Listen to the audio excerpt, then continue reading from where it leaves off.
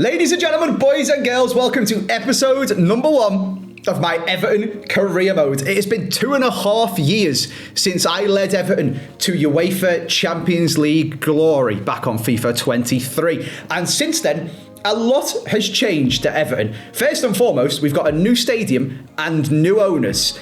We've been through some tough times. We almost got relegated with a points deduction, but Sean Dyche saved us. We then finished 15th in Sean Dyche's second season before having a bit of a meltdown and David Moyes coming in. And now, in his first full season, David Moyes has passed the baton on to my good self, and I will be taking Everton back to the top where we belong. Welcome to episode 1 of the Everton career mode, where we're going to jump straight in.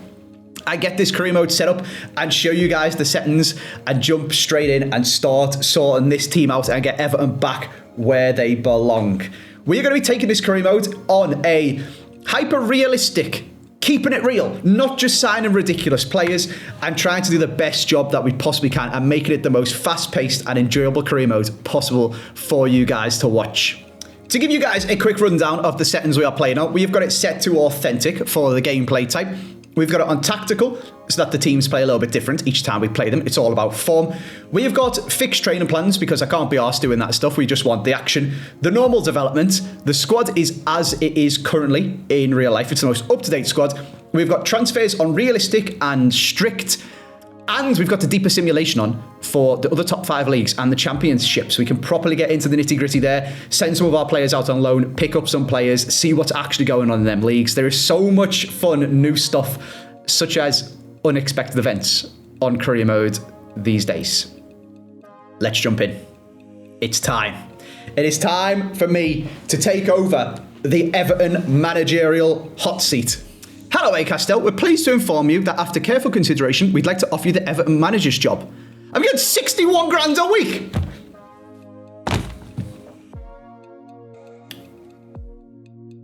Hello? Yeah, is that the Lamborghini dealership? Yeah. 2 Aventadors, please, mate. You can pick the colour. SVJ. Actually, make one a Urus. Cheers, boss. Right, now that's sorted. 61 grand, Andy Castell. We are smashing it. We're absolutely loaded already. I just need to finish mid-table, which, to be honest with you, with the current Everton squad, I feel like we can be achieving that anyway, and we should be achieving that. But there is some glaring holes, I think, in Everton's team, such as we are playing a centre-back, Jake O'Brien, at right-back, because we've been unable to sign a first team caliber right back for a very, very long time. And some of that, I think, does come down to David Moyes has said it himself in real life, approaching loads of players and them saying no to Everton because of the turmoil that we've been in for the years gone by. So we might need to pick up maybe a youth player to come in at right back and slowly build them up. We might need to just get someone solid so we can actually play Jake O'Brien at centre back and work our way up once we've re-established ourselves as a top tier, top half Premier League club. There's a lot to be done. The first thing we need to do is make some decisions on our squad and what we're going to do, because the other glaring hole at Everton is actually being able to score some goals. Beto and Tierno Barry, we need to decide what to do there. So let's just have a quick run through the squad. Jordan Pickford, world class. A few backup goalies, that's absolutely fine. We've just signed Asnu, who is our only other left back other than Mikalenko. So despite the fact he's potentially not ready for first team football yet, I think we're just going to have to keep hold of him. He's just going to have to be a backup. We've then got actually a plethora of good centre-backs. Tarkowski and Branthwaite being the first choice because Jake O'Brien is playing right back. Michael Keane deputising really well in real life because Branthwaite is injured. I think we're sorted there. We've got Tarkowski and Keane coming to the end of their career, and then O'Brien and Branthwaite are both really, really young, and they're the future. They're the ones that are hopefully going to grow into Europa League and Champions League level talent, particularly Jared Branthwaite, as we progress through this career mode. Seamus Coleman is 36. That speaks for itself. Patterson's 23, but has never been able to break into the first team, so that's definitely something we need to take a look at. Harrison Armstrong, out on loan, class. Garner, really solid. Irabunam's good backup. McNeil just doesn't get a game anymore because we've got Jack Grealish, Kieran Dewsbury-Hall, Charlie Alcaraz. Dibbling has just come in and does need game time to grow, and I think he could be a really good player. So we're going to have to make a decision as to whether to send him out on loan. We've obviously got Merlin Roll in on loan with a obligation to buy. Jack Grealish is an option to buy, so we do need to consider that for future seasons as we go through. And then this at the bottom here, this is the crux of Everton. And I think the most sensible thing to do, based on real life, is to either just suck it up and give Tierno Barry a massive run in the team. He's only 22 and hope that he can grow. Or send Tierno Barry out on loan, use Beto as the backup striker, and try and make that really, really big marquee signing up front. That's the decision I've got to make. Beto is staying. Tierno Barry could be going out on loan to get experience, whilst we buy either a marquee signing or a placeholder signing of a 30-year-old striker who is 83 rated. And he might play for us for a season or two, and then we'll bin him off when Barry's grown. So in order to make that decision, I need to go and get scouting in the transfer market. We need to go and play some pre-season games, and we need to see what my scouts can come up with for a striker and a right back. Because we will not be going to the manager mode, career mode databases to find the sweatiest, most OP prospect that's going to become 99 rated. Them scouts are getting on that plane from Finch Farm, and they're going to go and find me a Brazilian wonder kid with 5-star skills to play right back. So here we are in the transfer section. We've got some scouts already. These two, Benjamin Rodgers and Reggie Seymour, want to take a look at themselves because they've done absolutely no work. They've been on holiday. We'll be having words or they will be getting sacked. Carl Werner hasn't even been given any instructions, so we can't really complain to him. However, Bradley has done some prior scouting for us, and we can take a look at the players that he's already coming out to look at. And actually, some of them, or at least one of them, two of them, are strikers. We got Josh Sargent from Norwich. The potential of going up to 88 or maybe only being 75. This guy's from the free agents, which would be quite an Everton thing to do. It's telling me, why are we scouting centre-backs? Oh, Kadioglu from Brighton. I'm not sure whether he'd leave Brighton to come to Everton, to be honest with you. Matty Cash has just had a new Villa contract, and I don't want Digne back. I wish he didn't leave in the first place, but we need a right back, not a centre-back or a left back. All right, I mean, sure, if you think Josh Sargent from Norwich could be a good signing, let's have a scout of him. Let's see what his actual rating is. Let's see whether he's going to be worth picking up.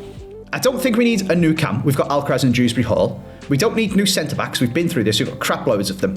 So what I need to do is, first of all, go and tell Benjamin Rodgers and Reggie Seymour to do some bloody work. What are you playing at?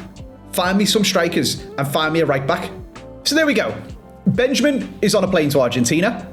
Reggie is staying in Germany. Carl has been sent to Sweden to find, they apparently just pump out unbelievable strikers. Ibra, and then currently Gyökeres and Isak.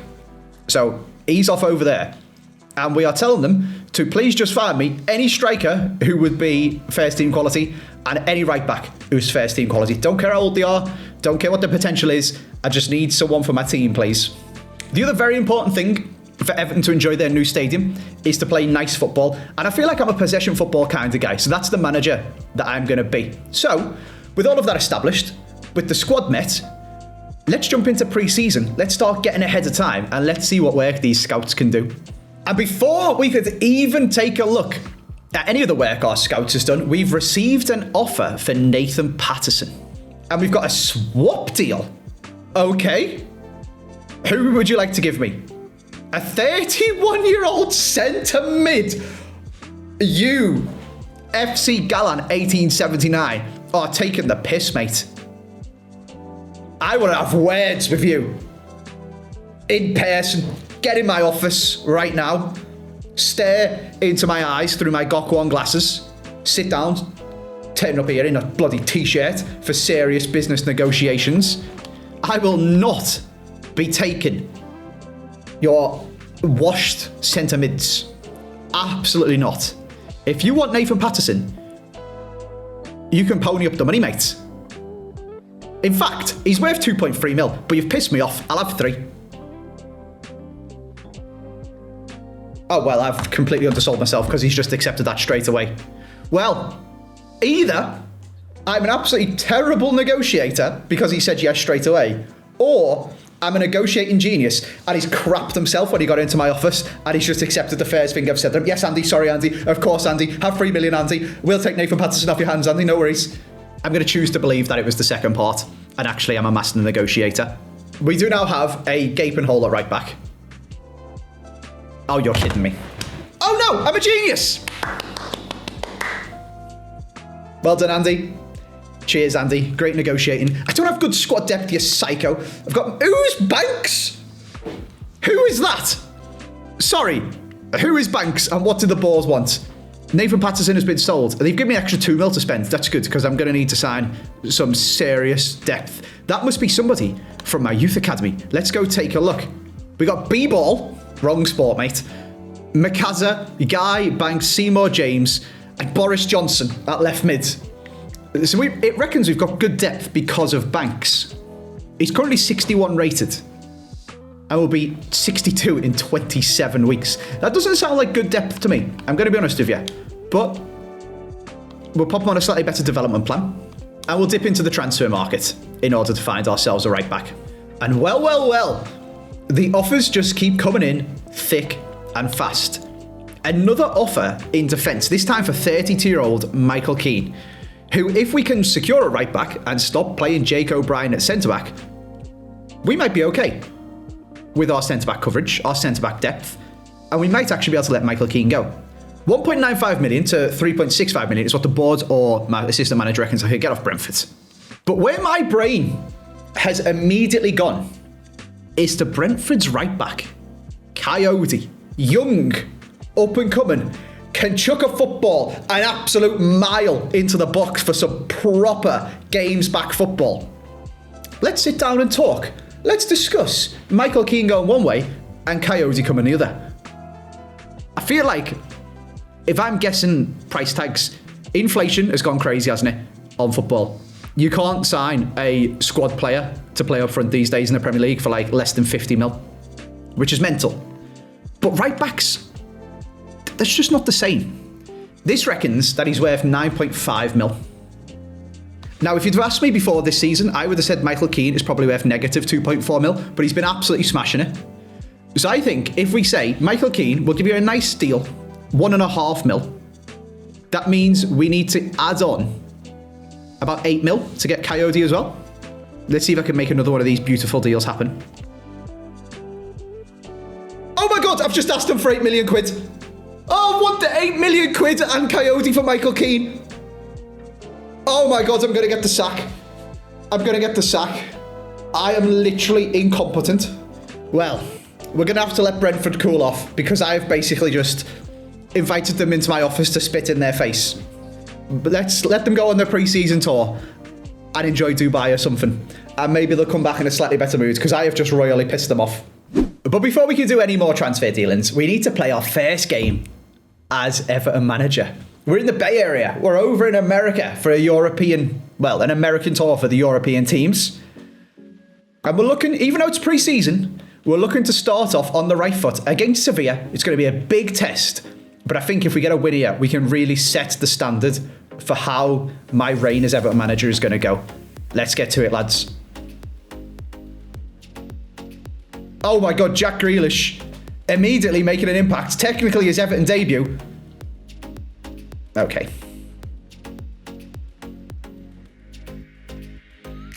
Oh, we've been absolutely sent. Good save, Jordan Pickford.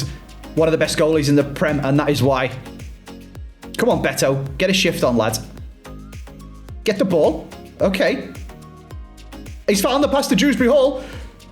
Oh, it's my first goal as Everton manager. Keane and Dewsbury Hall. Come on. All right, that's a very, very, very good first start from the lads. I'm really pleased with the performance. It is pre-season though, and we will be changing basically the entire starting 11. So, in comes Tieno Barry, Dibbling, Roll, Branthwaite, Asnu, Alcaraz, the lot of them. They're all coming on. Oh, mini Grealish, doing work down the line. Here's big Grealish, round the corner to Tieno Barry. Doesn't quite have the first touch. Markow has played well. Jack Grealish on a quick counter-attack. Tieno Barry's in the middle. They've defended well at the back of Sevilla. They've defended very well. Oh, it's a poor cross from Grealish in the last minute, but that, after some severe time wasting from our opponents just passing the ball around, is a 1-0 win in our first game as Everton manager. Unfortunately, however, we did slip to a 2-1 defeat in game number 2 against Sociedad, and then a 2-0 loss to RB Leipzig, meaning we didn't win the International Cup, but as the board said to me, It's unfortunate, but the most important thing is that the team is fit and ready to start the new season. And now we can move on, before our first game of the season against Leeds, we can move on to the important business of signing ourselves a new right back and a new striker. Let's take a look at who the scouts have found for me. So, Bradley Pryor has been working his arse off since before we even became the manager. And he's got loads of options for us. Livramento, I think, is very unrealistic. This bloke from Coventry, picking up players from the Championship, seems like a sensible idea. Dallo, no. Evan Nielsen's not going to come to us. Matty Cash has just signed a new contract. Veltman is 33. Connor Bradley's not going to come across Stanley Park. Jaden Bogle from Leeds could be an option. We've got Munoz, Azure, Rico Lewis would be someone to loan if we just wanted some cover. It's not a terrible idea. City might be willing to loan him out to us. Richarlison coming back could be the thing that we need. And then we've got Tete, who Everton apparently signed, in inverted commas, in real life and has everything done. And then he renewed with Fulham. Could I be the one to come in and give him the charm and convince him to come to Everton and be our first choice right back? Let's have a bit of a more in-detailed scout of him.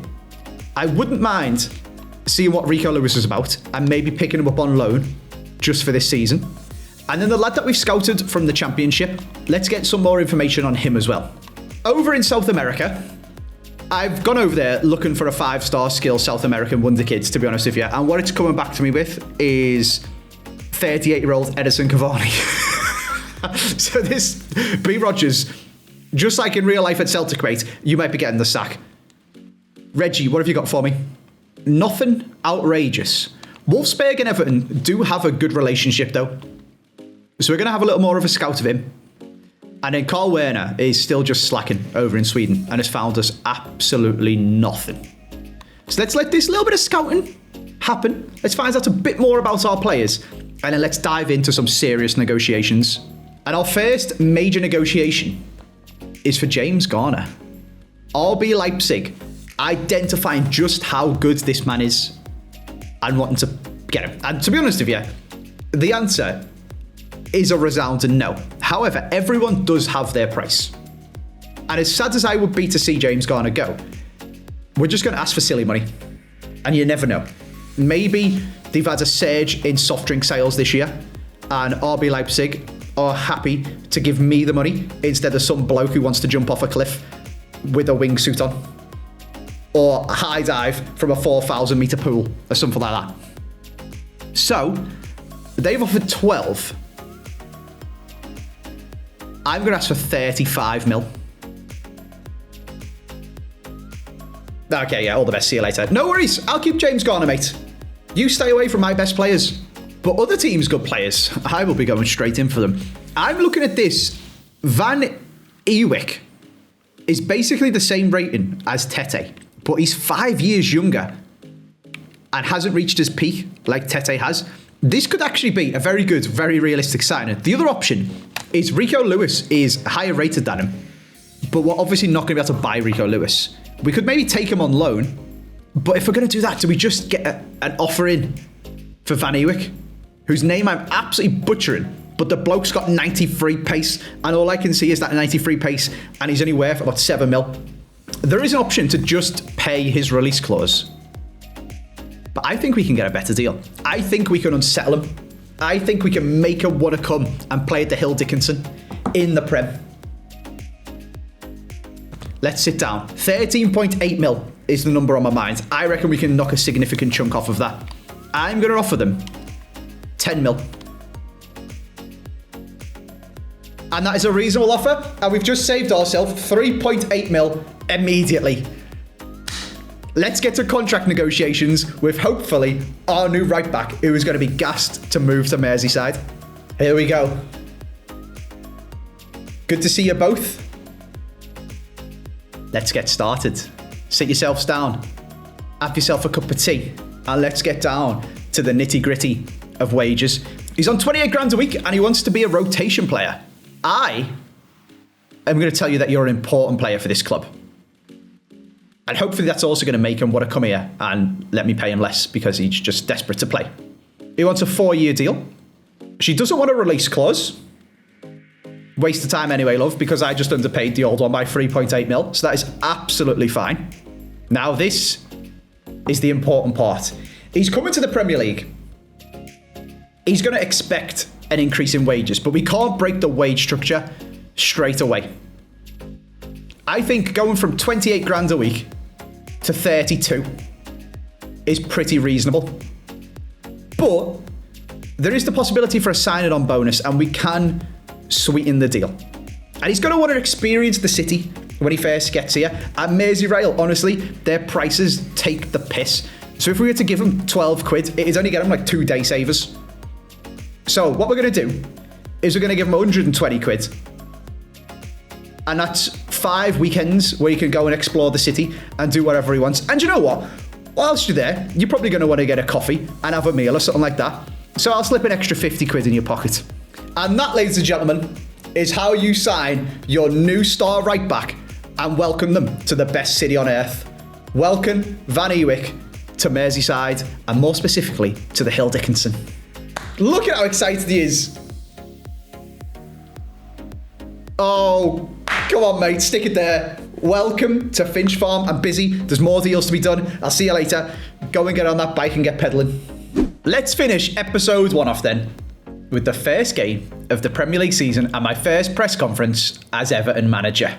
Let's see what the press want to know. Okafor has been lighting it up recently, causing nightmares for defenders and wreaking havoc in front of goal. Tarkovsky's class. Don't worry about it. Modern football demands a lot from defenders with passing ability and link-up play. Are you confident Braithwaite can do the job? Braithwaite's quality. Why are we asking stupid questions? Is Barry going to have a difficult time? That one remains to be seen. But I'm optimistic that we don't need to sign a striker, although we do have about 20 million to spend in the rest of the transfer window. But for now, it is time for Milan's debut. Van Ewijk, our new right back, against Leeds, Monday Night Football at Ellen Road. Let's get to it. Here we go then, under the lights at Ellen Road, the first Premier League game of the season.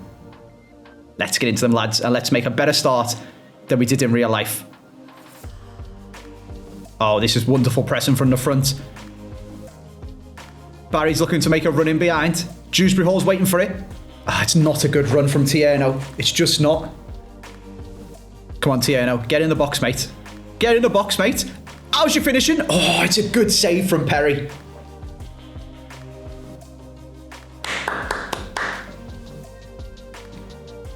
Looking handsome there.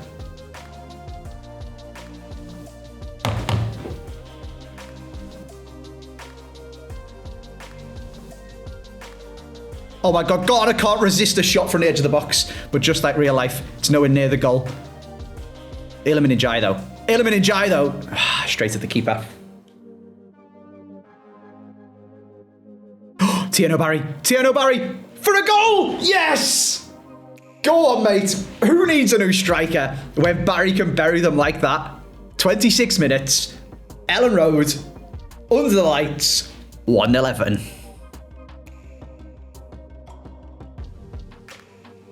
That's wonderful link-up play from Tierno Barry.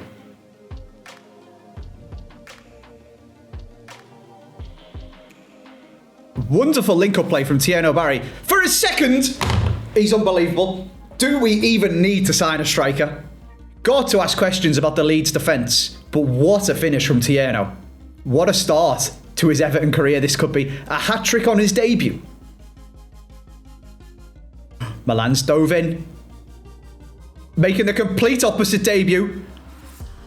And the Metch has bottled it though. Wow, Milan, you want to take a leaf out of Tierno Barry's book, mate. It's all right. We're fine. A lot of the attacking in the first half from Leeds has come down Mikalenko's side. He's dealt with it well. And that was the first time that Milan's really needs to do anything. Just needs to calm himself and settle into the game. Oh my God. It's gone to Barry's head. It's gone to his head. All right, he's absolutely lost his head. He thinks he can score a first half hat-trick. But that is half-time in our first game of the season. That is half-time, ref, in our first game of the season. Jesus Christ. It is like being Everton in real life. The refs are trying to scam us. Half-time team talk is going to be very positive. We're going to just give a slight bit of encouragement to Milan at right back, just to calm down, settle down. It's all right. I know you've come to the Prem. It's a big first game, but but you're doing well. And Tierno Barry, unbelievable, mate. Really, really staking his claim for that number 9 jersey. Oh, what a save to deny the hat-trick. Perry's good, you know. He's a good signing for Leeds. Come on, Milan. Oh, he's dealt with it so well. He's dealt with that beautifully. Composed, into Tarkovsky. Played it out from the back. Much better than the first half, mate. Come on, Element. What can you do? Let's have Goodmanson. Put him on toast. Okay. Jack Grealish has been quiet. He's been very quiet. Let's see what he can do. Into Barry. Tries to use his strength. Oh, wins the ball back. And that stoppage in play is unfortunately going to bring the end of Tierno Barry's game. Perhaps you could question the man management of bringing a man off when he's on a hat-trick, but it's been an absolute shift for 76 minutes. We're keeping him fresh, we're keeping him hungry, and we have Beto on the bench ready to come on and run the line as Leeds push on. They need 2 goals in 15 minutes. They're going to start getting desperate, and Beto will be there to capitalise. Oh, go on, Mini Grealish. Look at the feet on Mini Grealish. Oh, that was close, you know. But that will be the last action of the game. And that is a win in our first game of the season. And after our first signing and our first game of the season, we are looking very pretty in 4th place at the end of episode 1. I'll see you next time.